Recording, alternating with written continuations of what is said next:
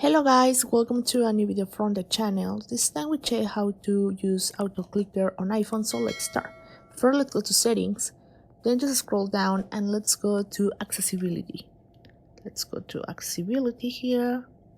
Then on accessibility, let's go to the part that says switch control. And then here on switch control, let's go to switch.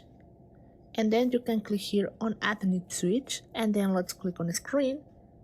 And then let's go to full screen, and then let's go to tab.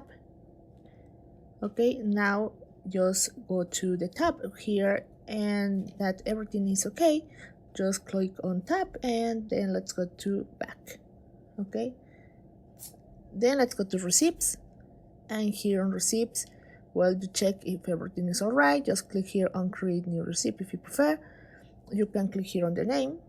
In this case, I will write something like it's tester. Okay, then when you write the test, just click on assign a switch. Then let's click on switch. And then let's click to the part that says, for example, right or left, depending on what you want, what you prefer. In this case, I hold a point. Okay. So now just click here on the part, okay, and now again, okay. That is how it turn off, and well, and turn off the whole point. And then just click here on save, and then let's go to back again, and then go to back again too. And now that it's ready, let's go to pre-app settings.